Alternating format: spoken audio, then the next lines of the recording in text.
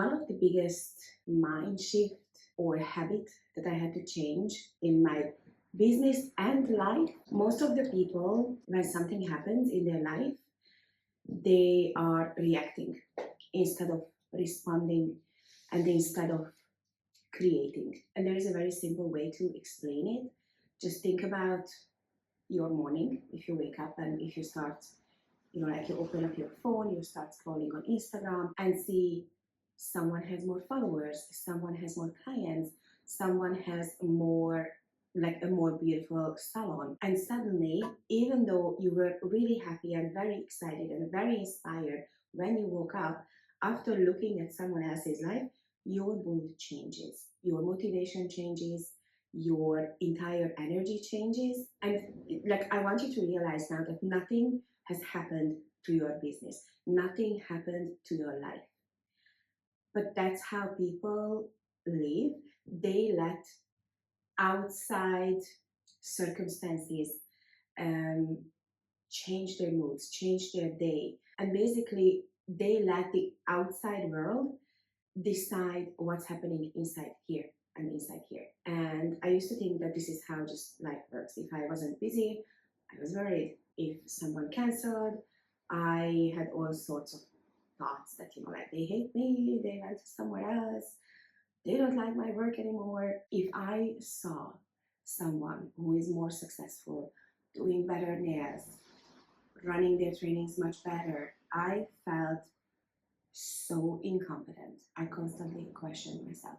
If a post didn't do well on Instagram, I was like, why do I even bother? But then I realized that nothing outside of me is creating my future. It was only influencing the way I was thinking. It was changing my energy. If I let these thoughts and this energy coming in, I was literally letting outside circumstances changing my behavior, my thinking, and how I create my own future. No, that's not happening.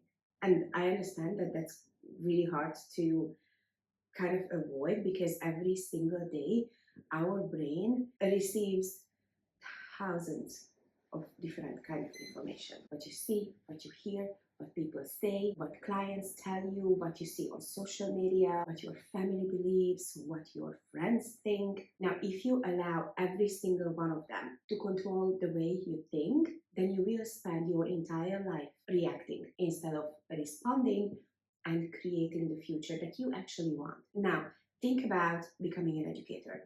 You tell somebody, your friends, your family, I want to start teaching. How many different opinions you think you are going to hear? There are so many educators already. People won't pay. You are not famous enough. You are too young. You are too old. The market is saturated. I don't think so. If it was easy, everybody would do it. I want you to remember that these are just opinions. Yet, so many, I wanted to say beauty professionals, but no, so many people actually accept them as they are facts. Because if Sarah said so, that must be fucking true. But the problem is that when you believe these people and when you let these thoughts control your actions, you are actually giving up on an idea, a thought, a wish, a vision that never even had the chance to grow. One of the difference between beauty professionals who are staying behind the nail desk or behind the beauty couch or whatever, and those who actually start growing and start teaching and growing their academy. And the difference isn't talent, the difference is where they are focusing on, what they choose to focus on. One person is looking at her diary and focusing on, I'm not fully booked today, I don't have enough followers, I don't have enough money to invest, I don't have enough experience. And the other person literally like saying, okay, fuck it, I'm going to start. Here is what I'm going to focus on for the next 5 years. Same industry, completely different focus. When I created the Train the Trainer training, I didn't put it together because, like the industry needed another course. I created it because I see something so much bigger. I see beauty professionals are sharing their knowledge, creating courses, building academies, building an income and a life that does not depend on how many clients a day they are making.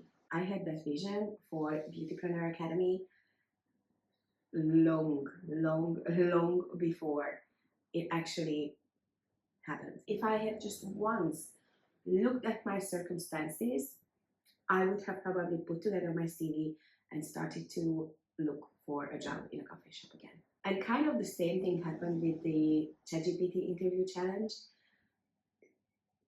As I said before, my goal was never to go viral, but the opportunity was there and I took it and I helped good few people to rediscover their own stories and their values and their purposes. And I realized that the outside world actually gives the same opportunity to everyone every single day. The difference is how we choose to think about it. And that's something I think we should all remember, that our circumstances, they don't create our future. They are just very simply, they provide information. We decide what that information means.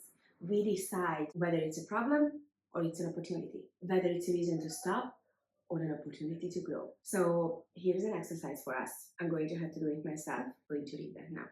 So write down one circumstance that's frustrating you right now. It could be because your diary is not full, because you don't have enough money, because you don't have enough free time, your engagement is low, you are nervous about teaching. Now ask yourself two questions. What story have I been telling myself about this? And the second question is, what story would the future educator version of me choose to believe instead? Because our future does not build on the circumstances that we are in right now. It's being built on the meaning what we give to those circumstances. So let's just make a decision that from today on we are going to build and make decisions based on not on today's circumstances, but on the future that we want to live in, that the future that we want to create for ourselves. That's how we are going to make every single decision from now on.